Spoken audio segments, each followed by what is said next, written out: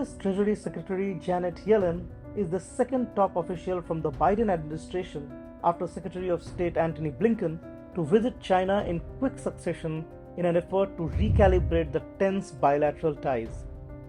Why have China-US relations witnessed a continued downward slide in recent years, particularly since the end of Obama's presidency? How has Washington's China policy changed during this period? Moreover, with the upcoming US presidential elections looming, how might domestic politics impact the intricate dynamics of the China-US bilateral relations? To get a perspective on these key issues, we spoke with seasoned American diplomat Daniel Russel. You have served very closely with the Obama administration. You were the Assistant Secretary of State for East Asia and Pacific Affairs. And you were also, I think, very actively involved in formulating the policy for Asia Pacific, which also perhaps included China.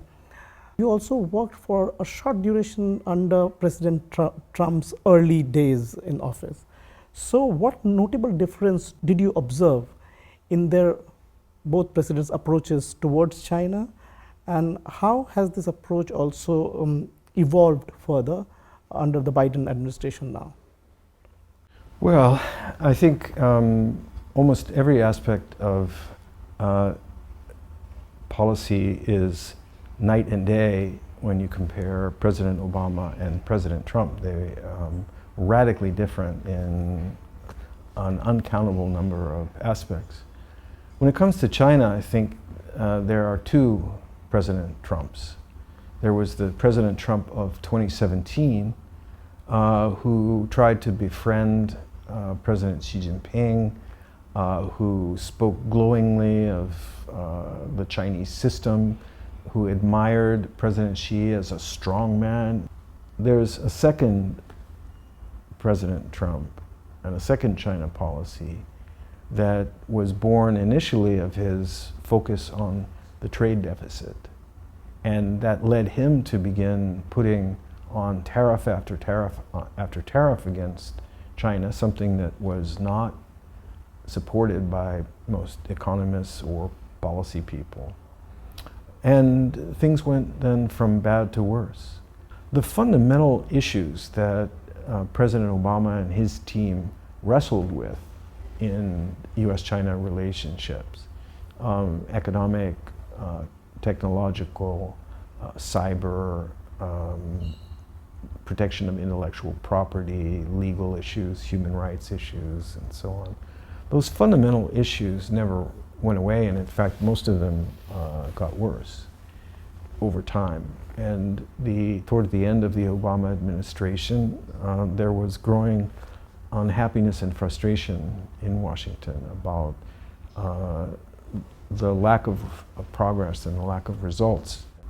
So when Biden became president, the situation was worse than it had ever been. The US was still recovering from the 4 years of the Trump administration.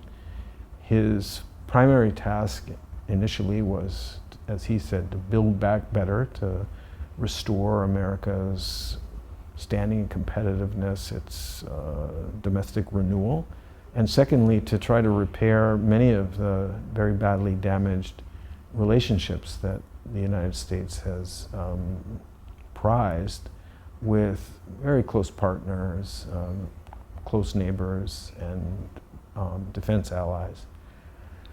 That was a major project, and I think the Biden administration found it difficult to engage China right away.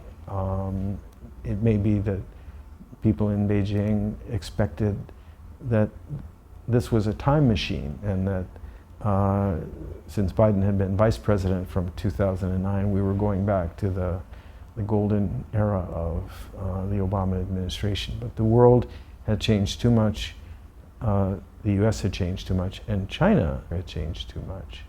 And so they got off to a rocky start.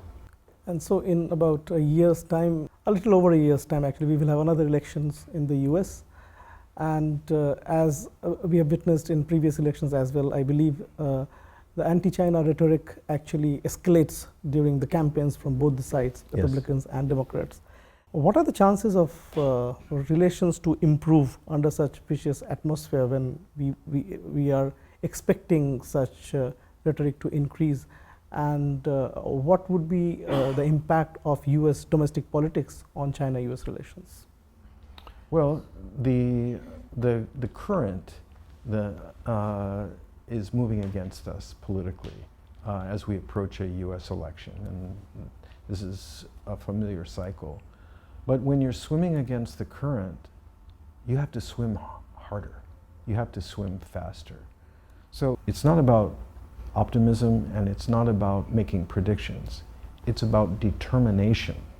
We on both sides need to be determined to try to make the greatest amount of progress to communicate as effectively as we know how, and do it now, because the current is going to get stronger as the election approaches. Without a doubt, US politics make it harder to compromise.